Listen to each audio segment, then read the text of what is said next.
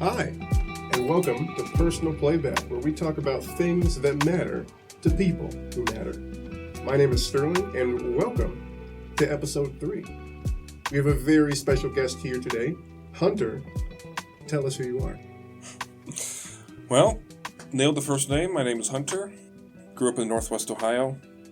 I kind of had a split childhood as far as where I lived. My parents are divorced, so I spent half my time with my dad, half my time with my mom. Married to my high school sweetheart. We've been together for almost 13 years, which is pretty cool. It's a lot of years. It is. It's crazy. And yeah, I have a flooring company, so we specialize in hardwood, vinyl, and laminate flooring installation. Hunter, how did we meet? We met at church. Mm-hmm. Yeah. So I play bass at this church we go to, and you and your wife Ashley. I don't know. You guys weren't married at the time. No. Fiance. No. Was yeah, it we even? were engaged. Yeah. You guys walked in. I don't know if someone prompted me to say, "Hey, go introduce yourself," but we kind of hit it off right away. I knew within a minute. I'm like, "Oh, those guys are pretty cool." I thought, I don't want to disagree with you, but I thought that our first time actually talking was a game night at one of our friends' houses. Maybe it was. I remember seeing you in the lobby. Yeah, I'm sure that we saw each other. I probably said hi. Yeah. But it wasn't like, "Hey, this is actually who I am." Yeah. Yeah, you're probably right. Of course I am. Anyways, we're here to talk about a song by the Zac Brown Band called Highway 20 Ride.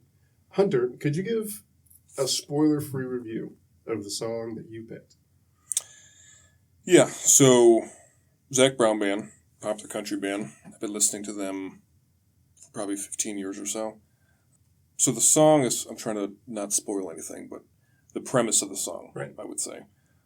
It's written through the perspective of a father that he has recently gone through a divorce, and he is driving to and from seeing his son, like through visitations, through picking him up, seeing him for a weekend, dropping him off. But the song is about this drive that he makes, and he's kind of reflecting how he feels about things.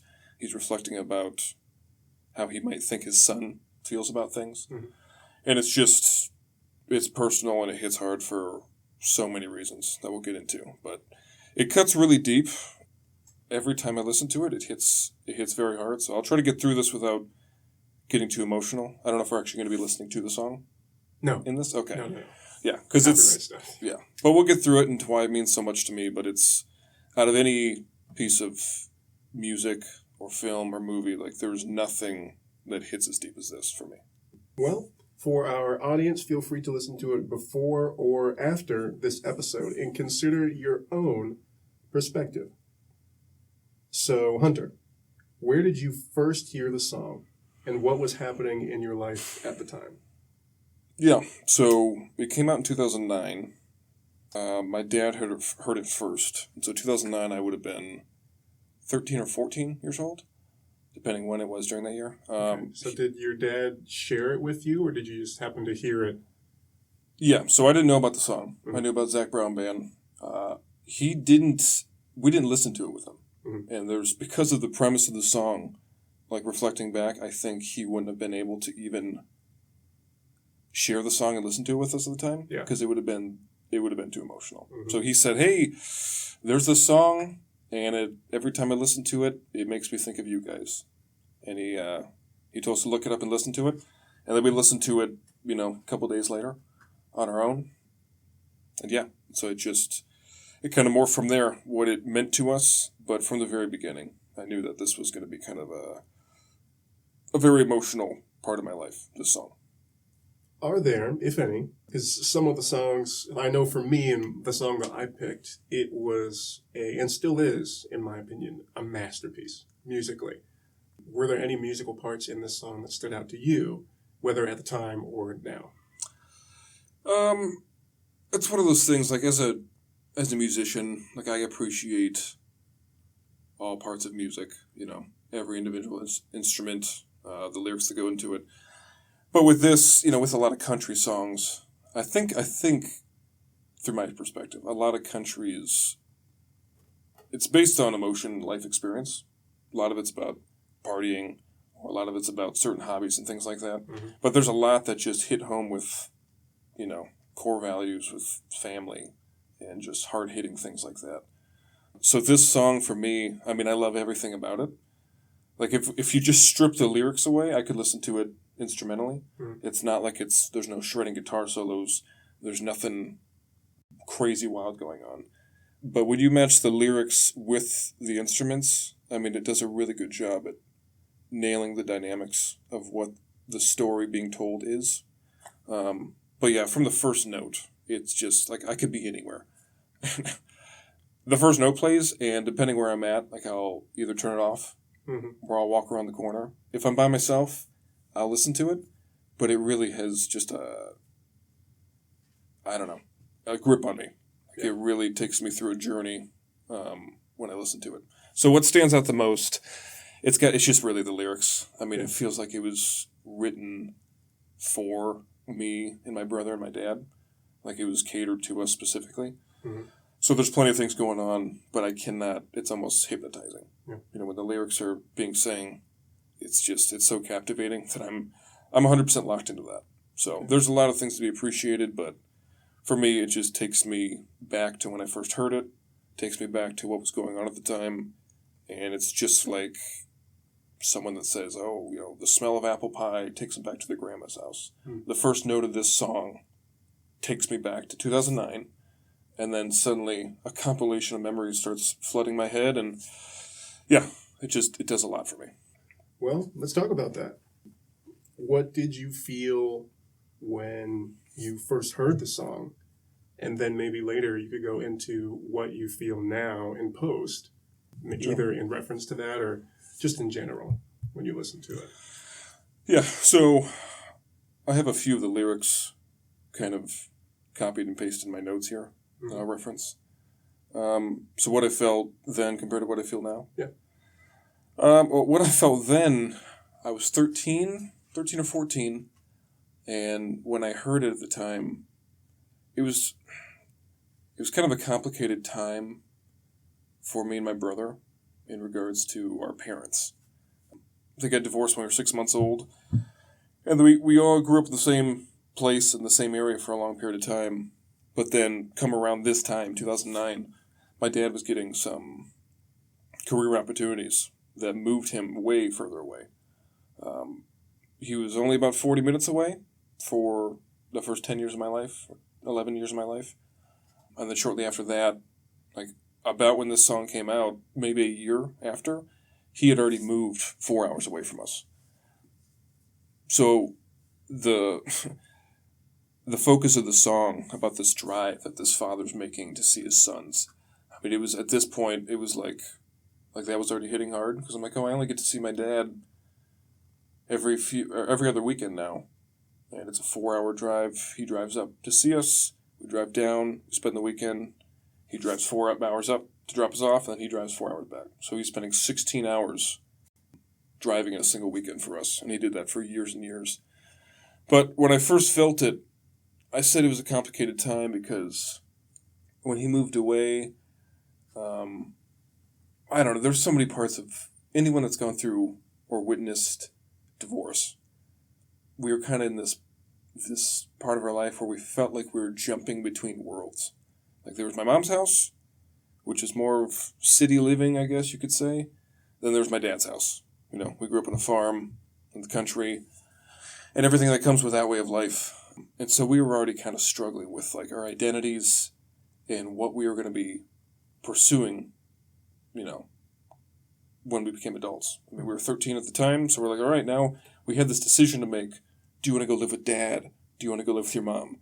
And it was this unbelievably hard decision because it felt like it wasn't even fair to make, because for us, we loved both aspects of our life so much.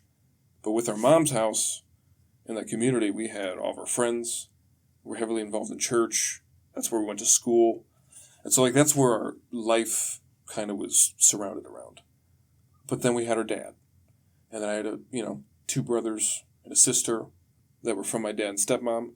And so going there, it was just like fun. It was just fun all the time. Yeah. And so we had like our real life with a lot of hard stuff growing up, going through puberty, all these things that were difficult. And then we went to her dad's and we just like partied. I mean, it was just like everything was great and it felt like nothing could go wrong. But yeah, we were just torn from that. So when I first heard the song, it hit me even hard then because we were going through all these emotions that I think were heightened through puberty and things like that. But I was reflecting then what my dad must be feeling, because he wants us to live with him, naturally. But it was just a decision I feel like it was impossible to make. So yeah, back then, a lot of emotions, identity crisis, where we're going to live, where we're going to spend our lives. So it already hit really hard. But then as we grew up, I still would listen to the song every once in a while, maybe a few times a year. And my dad continued to move further and further away. It wasn't anything against us, obviously. It was just he continued to grow in his career to where like he became very successful. He got a job across the country. So then suddenly we went from seeing him every other weekend, or every Wednesday and every other weekend, to then like one or 2 weekends, possibly a month. And then he moved across the country, and then we saw him once when he lived there. We were there for 2 weeks. And then he moved back, but he's still about 8 hours away, and that's where he's been since then. So I still only get to see him, once or twice a year maybe. So listening to this song now, when my frontal lobe, or whatever, prefrontal cortex is more developed, and I have all this wisdom and experience that I didn't have when I was a kid, starting a business, maturing, going through relationships. Me and my wife were foster parents, so we got to have the experience of having kids. Yep. And so things like that where I'm like, all right, now I've got these other tools. Now I listen to the song and I think about, wow, what this would have been like as a father playing this song, listening to the song, compared to just being a son. And so it hits probably even harder now because I'm aware of all of these things that he probably was going through at the time. So yeah, it's something that I can appreciate, but it's still, I have to space out how I listen to it because it's a hard-hitting one for sure. Yeah, I remember when I also do the same thing of spacing out when I listen to Deathbed, because especially with my context, and I'm sure we've talked about when I died. Yeah. And most people don't get to do that and come back. Yeah. Wouldn't recommend it, 2 out of 10. When I listen to Deathbed, I always just think about how it's a really simple prayer, I guess, but I always used to pray like, God, just make my life better. Sure. I couldn't think of anything else. And how, especially when I died, I was just like, I didn't have a big distraught reaction of like, why, how could this happen to me? That type of stuff. But there was definitely a lot of shock, and a lot of an identity crisis of like, why am I still here? I was dead. No, I'm not. I didn't have a, what's the word? When you like see heaven or sure, like a near-death experience. Yeah, near-death experience. It was just, I just passed out. And I woke up and they were like, yeah, you've been asleep for 2 days. Technically dead for a little bit of that. So yeah, I definitely have a lot of strong emotions when I listen to the song that has impacted me the most too. I was thinking, you have a brother. Have you talked to your brother at all about his experience when listening to the song? Because you said that you both listened to the song. Yeah. So if you remember the premise of the song, and anyone listening, I mean, definitely go listen to it. And when you listen to it, kind of put yourself in probably the shoes of the son that he's referring to, because that's what we experience it as first. And so these drives that my dad would make, which is the focal point of the song, I mean, it was with my brother. Like everything was with my brother. I have a twin brother, and all these visitations. Like we never had like any separate trips to see my dad, other than when we grew up a little bit. So everything was side by side. And being my twin, I mean, we're extremely close, and we think very similar about all these experiences. So yeah, I think if you were to have him in here, he'd use different words, but it'd be the same conclusion. Yeah. I think he'd feel the same thing as I do. Do you think, I don't know if you processed it together or anything like that, if you've talked about kind of what it means to you, or it's just you just did it side by side? Like, did you feel like you had a support system with him, or was it just, you're just doing it? Yeah, I mean, when we first heard it, it's kind of funny. So, I don't know if my dad purposely would play it or not, but if it didn't... Peek around the corner. What do you feel about that? Yeah. Sometimes my stepmom would pick us up too, and she'd do the drive. It would just come on the radio, unprompted. Maybe he clicked it once to play or something. Yeah. This was back in 2009, so Spotify and stuff didn't exist. So it was like a CD or a radio situation. But it would pop up sometimes, and we couldn't look straight ahead because we'd all be crying. And so me and Can in the back seat, or me in the back seat or whatever, we would look out the window and act like we're sleeping, and we would just sob. We would just be sobbing, and trying to not show that. I think it was the emotions behind all these things and what we were going through. It wasn't really a conversation that we wanted to face with our dad or with anyone because it was so hard. And also, that side of the family, they're not very emotional. Yeah. And so I didn't want to be that vulnerable, sobbing over the song. But yeah, Cannon and I, we both kind of just cry. And I think it was a pretty painful part of our life for a couple other different reasons too. So we really haven't talked about it too much. If it pops up, he's like, "Oh, turn that song off. Can't handle that right now." So we never really fully discussed it. I don't think. If we did, it would. I mean, we're kind of joke. We're on the same wavelength with things in life, so it means the same thing to us.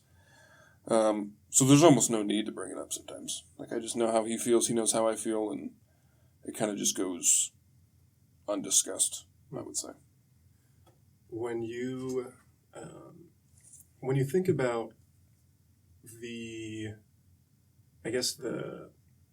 innate message maybe that your dad was trying to send or trying to convey, and you think about, just as you said, you've matured a lot and you've seen it from a lot of different perspectives. Mm-hmm. Do you look back and think, man, I wish that he said it to me, or do you look back and think he did the best that he can, or how do you sort of navigate that delivering of his message through this song? Yeah, I mean, all he needed to do, we probably brought it up or talked about it maybe a handful of times. About this song? About this song in particular.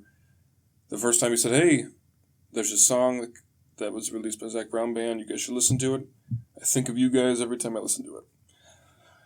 And that was the first time. And everything after that kind of went unanswered. We didn't really discuss it. So as far as relaying the message, he did his job by just telling us what it was.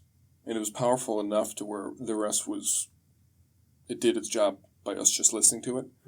And I think I kind of put in words what I thought is a summary of the message, if you want me to discuss that too. Summary of the message of the from song. Your dad? Or what I think, a summary, what I think if he said, "Hey, this is what the song means to me," in these words. He never said it, but I think I kind of wrapped it up in a little summary here. Yeah. It's simple, but I wrote down Highway 20 Ride, Zac Brown Band. It's a love song to a man's son to let him know he'll always be there no matter what, no matter how far the distance is between them. I think that's really what it encompassed. Hey, he knew that he was going further and further away from us. But I think he was hoping that we would see, through the dedication of hey, I'm always willing to drive no matter how far to see you guys. It doesn't matter if it's 4 hours or if it's across country. He'd always do it with a smile on his face, He never complained or anything. And so, yeah, it's just, it's tough. Yeah.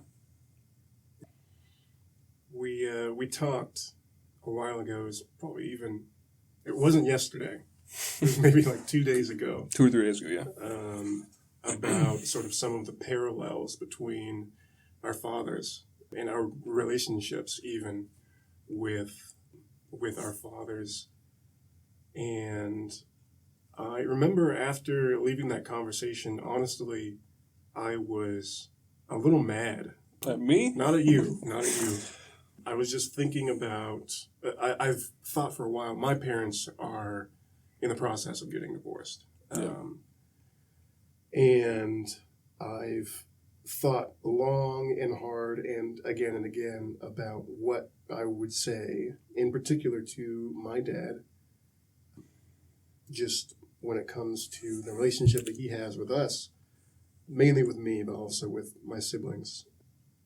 And one of the biggest things that I wanted to convey, because I never wanted to come at it as, vindictive or say, hey, you did a bad job. Bad dad, bad. That's never been my goal. But something that I think is really weird, especially about being the son in the scenario, is I really want, and I talked to my grandmother about it today, what I want is reconciliation. And what I think a lot of men tend to do whenever a relationship goes sour is they just look at it and it's kind of like, well, nothing's wrong, unfortunately. And I think with my dad, something that I remember, he's only asked me to check out a movie one time. I don't remember exactly what it was, but I remember there was a scene, I'm going to be honest, I never checked out the movie. But I did see a couple of clips, and one of the scenes had Denzel Washington talking to his son. And it was a scenario of tough love, quote unquote. And the son was talking to Denzel Washington, dad, saying, can't you just love me, things of that nature. And the dad said, like, love you? I don't even have to love you. I don't have to like you. I'm going to misquote it. Something along those lines. I've seen the movie. I know what you're talking about. Yeah. This is my job, essentially, is what he was saying. And that's kind of how my dad has been throughout most of my life, is if you don't like me, that's kind of your problem. And I'm just going to do my job, and that's it. And I think there is, I'll definitely say the good stuff first. There's resilience in that, because there are going to be times that a child is not going to like an authority figure. Sure. Especially with a parent who's there 24/7. There's constant room for criticism, judgment, whatever, where you might even have their best interest at heart or be doing it in the kindest way possible. But they're just going to not like it because they're kids. Yeah. But I think one of the things that I've thought about, again, in post, because I'm an adult too now, big boys, is that my dad picked a really hard option.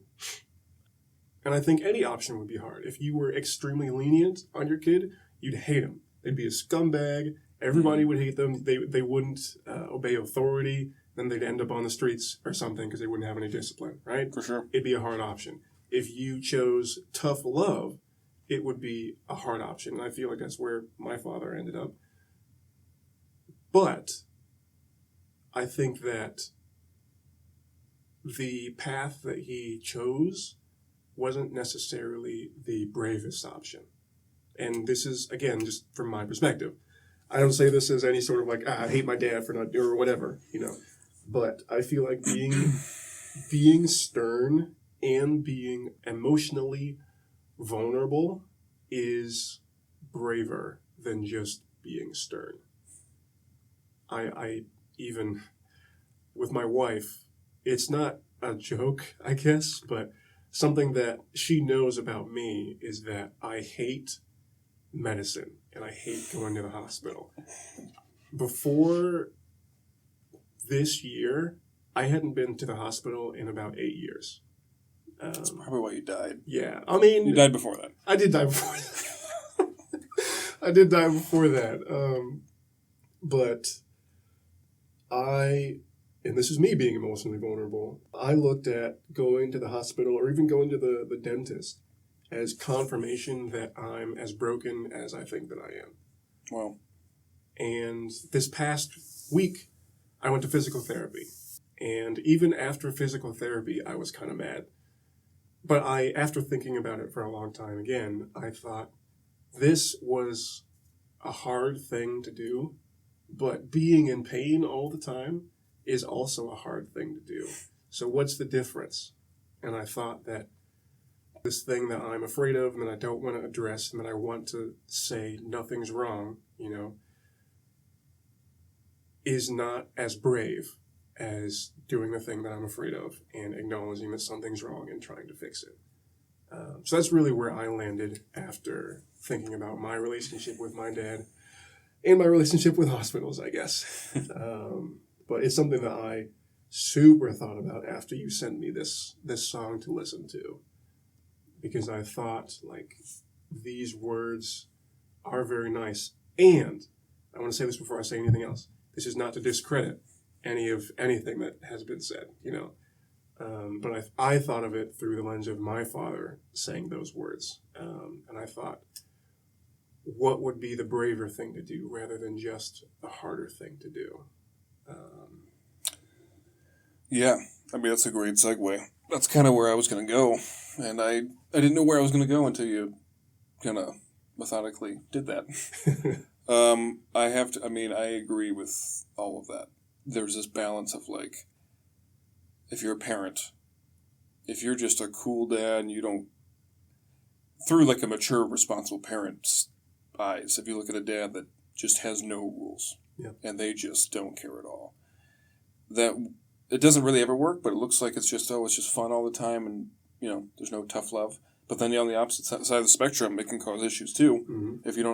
If you can never have the tools to actually have conversations. And this side of my family, I know, and I thought about this a lot recently too, I know my dad's way to show his love is through providing. I figured that out. I figured that out early. They're not emotional. We don't have conversations about the inner workings of, how do you feel about this? Why'd you make that decision? It's kind of just, it's our hobbies, it's our interest, and things like that. It would be different if I lived with them, but there's been so much time in between. But I know that's how he shows his care and love for us. And I know that was the traditional way for most parents. You can choose that route. Mm-hmm. The traditional father is a provider.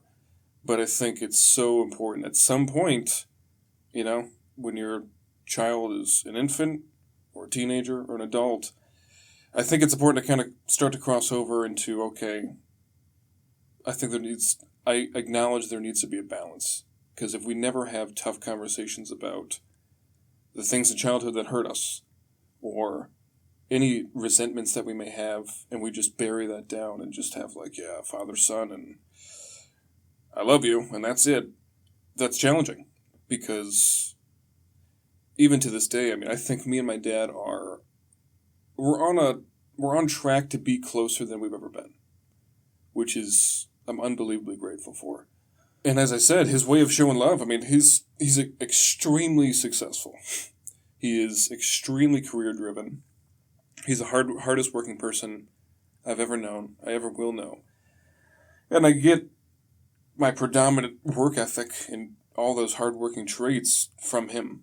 And my mom, too. But I think a lot of it's him. And I can appreciate all that. I appreciate all the experiences and things that we were given growing up. We got to do a lot of crazy things that maybe some people wouldn't be able to do. But even to this day, I've told some other people, it's man, I would trade a lot of these crazy experiences, 10 trips, 10 vacations, for just 1 hour of authentic conversation.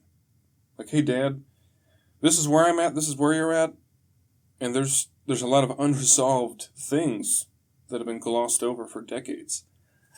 And so sometimes I think as a son, or any kid, I think they just long for that actual, like, strong connection with their parent. And I think it's something we'll get to at some point. But it's not the way they're wired. And I haven't expressed the need for that yet. But yeah, I mean, that's ultimately how I feel. So I'm grateful for everything we've been given. But yeah, I'm grateful that we're gonna get to, I think, the spot where we should have been at some point. But yeah, it's crazy stuff. The balance aspect, I think there will always be a point where anyone needs help. You know, you could have a business and then go bankrupt. Yeah. For me, I don't have a business. I can still go bankrupt. And all that, but, you know, I don't want my dad to be 80 and then go, here's some money, you know, and that's all, you know, like I want to be able to have. Told you I'd take care of you. Yeah. Like I want to be able to have conversations. And I think one of the things I know I've talked to my wife about a lot is that for parents especially, it's hard to take any sort of feedback without it feeling like I'm bad parent. You know, without it feeling like, oh, so they're calling me a bad parent. Yeah. Well, I'm not a bad parent, so I'm not going to listen to that. You know, you don't know what I've done for you. Yeah, yeah. There can be a balance of like I acknowledge it, mm-hmm. but there's also work to be done that could make us closer. There's adults can grow and mature. Mm-hmm. You know, a lot of people think that, you know, me included, which you grow up and you think your parents are superheroes. And there's a lot of things that I'm in awe of all the amazing things that they were able to do. But I'm like, as I get older too, I'm like, wow, I have so much more growth and things to do. And so like, as far as my life and my wife's journey, or our journey, as far as having kids and stuff, it's like, I don't think you ever reached to the point where you're like, all right, we did it. Yeah. I've reached peak wisdom and I can't even be taught anything from my son or daughter because I'm the adult and I know what's best. It's like, hey, if you have that approach, it's like, well, you're missing out on so much more that could be taught and learned. Yeah. So, is this similar or different from what you tend to listen to now? I like all kinds of music. I played bass. When I started playing bass, probably like 95% of bass players, I just was like, I just have to be like Flea, Red Hot Chili Peppers. Yeah. That's all I have to do. But I like and appreciate all kinds of stuff. I still listen to country. I listen to country almost when I want to feel, when I kind of want to reflect on how I feel about things even more. Because the country I listen to I don't like I don't want to call it senseless.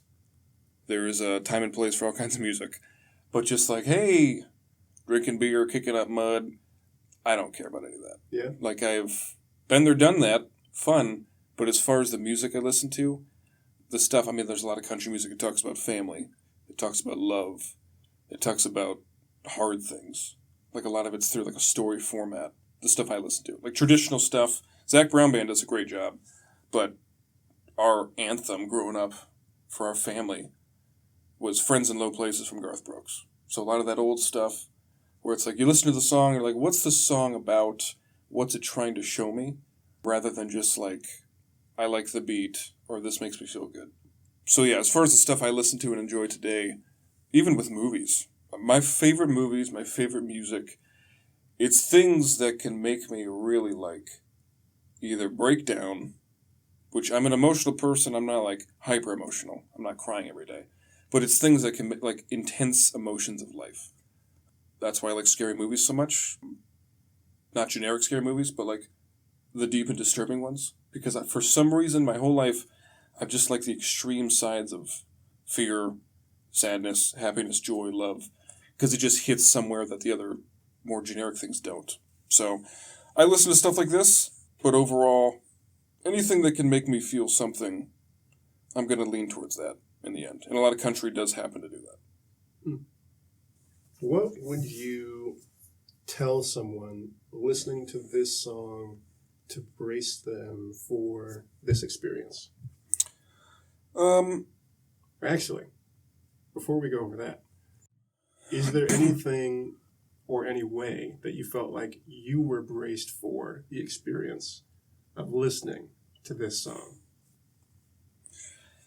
Yeah. So I would say, like when I was referring to, this side of my family, my dad's side, tough love, things like that, work hard for all the things you have, all those things. And that's how he showed his love for us. But I know that in things like this, he listened to the song, and especially in the bridge of the song, he knew what he was doing. He's like, hey, listen to this song. And rather than him having to say, hey, let's talk about that, this is what I wanted you to get out of it, I knew it was a tool for him, which it's easier to say, hey, listen to the song, like writing a letter. We don't have to talk about it. This is how I feel. We can leave it there. But I can still appreciate it. So, I think it's in the bridge of the song. This says, so when you drive and the years go flying by, I hope you smile if I ever cross your mind. It was a pleasure of my life, and I cherished every time. In my whole world, it begins and ends with you on that Highway 20 ride. So, when I listen to that, it's like, I know that if my dad doesn't even tell me that, ever, for the next however many years we have together, I know deep down that's how he feels. And that's why it hits so hard. It's because it's almost like he's using a song to, I don't know, kind of relay how he feels. And I can almost reference it to kind of get that affirmation without even having to talk to him about it, because it does such a good job of doing it. So, yeah, I don't think he didn't set me up to brace me for it. I think he knew what he was doing when he sent it. And I think even when he sent it or told me about it, what is that, 2009, 16 years ago? Is that the math? 16 years ago, I think he knew that, this song's probably going to mean something for our bond forever. 2030, 2040, when we're, 60, 70 years old, it's still going to mean the same thing. And I think he knew that. So it was a great move by him, because it still holds that same effect today, for sure. Yeah. That reminds me of a story I may or may not have told you. There was one time that I remember in my life doing something fun with my dad. And I say that not as a dig necessarily, but just a fond memory that you still think of, yeah. And it was me, my brother, and my dad. We've gone on trips and stuff, but it was more of a family affair than it was me and the boys, Sure. sort of situation. And this was the only time that I personally remember that happening. Again, there's been men's retreats for church and stuff like that. Mm-hmm.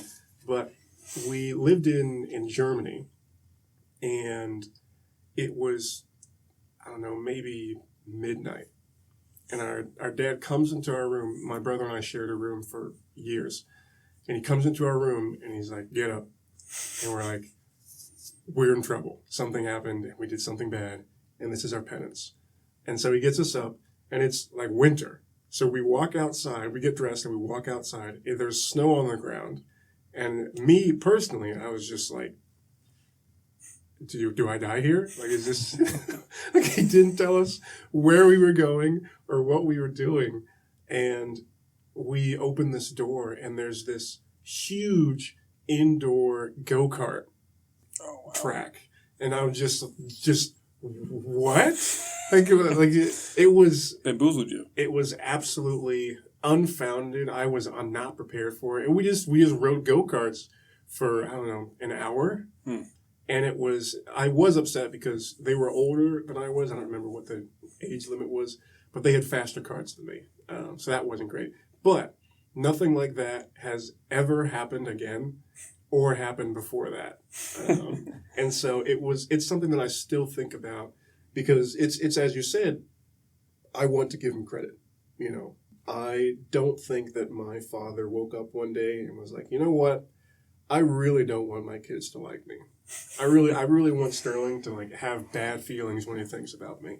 But there were definitely times when a little humanity just crept through, and it was just an olive branch, without words, but an olive branch nonetheless. So I definitely to relate to that sort of unspoken, hey, by the way, love you, but I'm not going to say it, Yep. So if you were to prepare someone else now for listening to this song, what do you think you would say? I would say first, before listening to it, think about if you're still fortunate enough to have your parents around. Regardless if it's a terrible relationship or a great relationship, I would just kind of reflect on where you are with them. And if you have kids too, this is going to hit even harder. But I would just put yourself both in the shoes of a kid who's like receiving this message from their dad, or through the shoes of the dad who's giving this message to their son. I think there's a lot to be learned about teaching people about, like, hey, it's worth telling your son or your dad how you feel. Things like this can be relayed through songs and music and lyrics like this. But yeah, I'd put yourself in the shoes of either party in this song. And I think it's going to hit pretty hard for a lot of people, because they're going to realize, like, wow, I'm either going to want to go call my dad if I haven't talked to them in a long time and express how much I appreciate them, or maybe thank them for all the sacrifices they made that we didn't even really think about. Like when I was a kid, Dad would just, it was a schedule. Every other week he showed up. I'm like, oh yeah, he used to drive, whatever, he used to just drive here. But now, I'm like, oh yeah, he drove 16 hours every other week. He drove 32 hours every month for us. And so I think about it now, I'm like, that's insane. And he never once complained, ever. He was so excited to see us every single time. It was a breath of fresh air every single time. No matter what I was going through, because I was an extremely emotional kid going through all kinds of stuff. Looking back on it now, I think it would show anyone of the behind the scenes or the silent things that our parents did for us that we didn't appreciate or we didn't think on. So I think an overall theme of the song is, there's a lot of things that weren't acknowledged that our parents sacrificed for the sake of us and for how much they loved us. So it's a great way to convey that message, I think. Well, we can call it there. This has been Personal Playback, where we talk about things that matter to people who matter. And remember, you matter too. Thank you, Hunter. Thank you, Sterling. And I'll see you later.